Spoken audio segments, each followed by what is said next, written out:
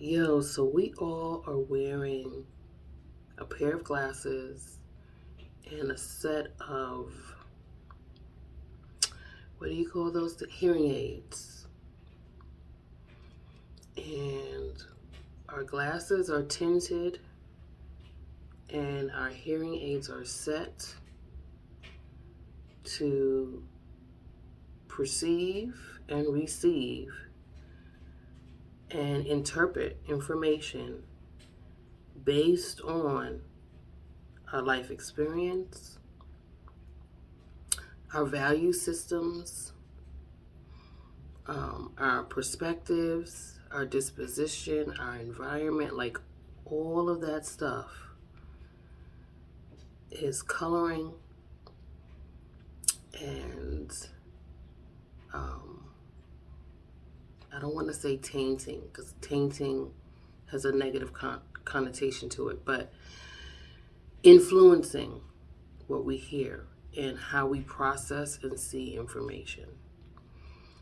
There's a kid game, I think it's called Telephone, where you start with a message on one end. You have a group of kids in a line. You start with a message. They have to pass it down. And, it's funny to hear the message, what it transforms into at the end of the line. I've always wondered if anyone ever did that as an experiment and listened or like recorded each person passing the story down to see at which point the message gets altered and how many times, and if there is a trend or pattern as to which point. Is it half the way down, a third of the way down? Is it just something that randomly happens sporadically throughout the process?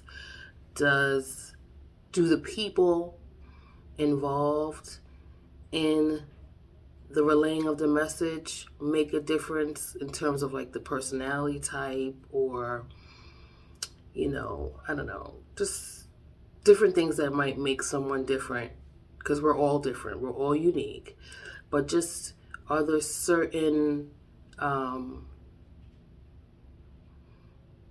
trends, patterns, anything that we can note as to an indication as to when and how the message may change or be perceived differently from the originator.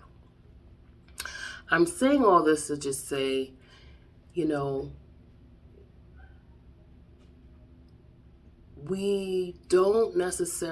not processing the same information the same way.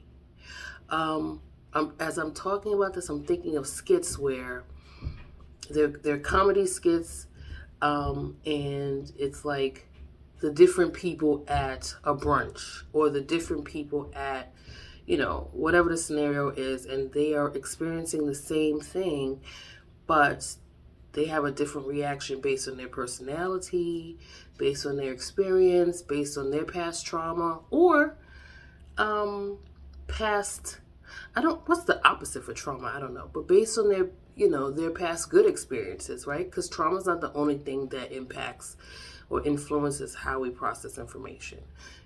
Someone who has had generally good experiences really can't put themselves in the shoes of someone who has not seen much of that, So when we're hearing things and watching the news and reports are coming out, those people are processing the information through their filters and their, perspective lenses, and then we put our overlay of stuff, and then we tell it to someone else, and then they add their thing, and then it becomes like, how much of it is the facts? And even in the facts, there is how is that information told to me? Was it in a calm manner? Was the person like, yo, let me tell you something? Was it, who told you? You know, it just so much to be aware of when we are making decisions and taking our stance and deciding for ourselves what we're going to do and what other people should do. And even we can't even, like, something can be right for you, 2 plus 2 makes 4, but you can't decide what's right for someone else because their 2 is not your 2. You know what I mean? Their 2 plus 2 looks different. And it's equaling 4, yes, but they're not even working with the same perspective. Again, what the information they're hearing is triggering some other thought process. Like, it can be hard to deal with. It can be hard to empathize, or even, you know, even as I'm talking now, some people may not even be able to grasp, how can that be? Like, facts are facts, but I'm telling you, 2 plus 2 equals 4. And I'm not saying that, I'm not doing the whole reality, like there is no reality and on the relative. I'm not doing that. I'm just saying that the information that you're hearing from your pastor on down to the news, to, you know, food choices, all of that, like, we are hearing it, but we're not necessarily processing it the same way. Matter of fact, I venture to say that we are not, none of us are probably processing things identically to the other person. And therefore, you know, we have to be able to handle that with everything going on. We have to understand that, yes, sometimes there is misinformation that makes it even, you know, worse, I guess, or more challenging.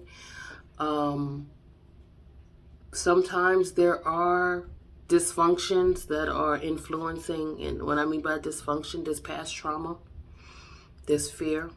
There are things that, you know, they're just misunderstanding, lack of understanding. There's a lot of stuff that's influencing.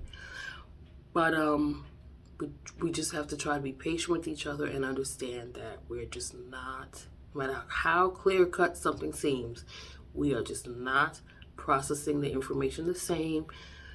It's probably impossible to do so unless someone's lived the exact same life as you. And even then, they still, depending on the day, depending on the hormones flowing in their brain or whatever, you know, I may have a different, you know, I definitely know I have a different outlook depending on how much sleep I've gotten. You know what I'm saying? It just, so we have to just remember that we're all just wearing our glasses and hearing things through, you know, that hearing aid. And, you know, very few of us can take them off. I mean, I don't know if you can take it off. Maybe you can be aware. But there is no total removal of yourself without some training. I'll say that. All right.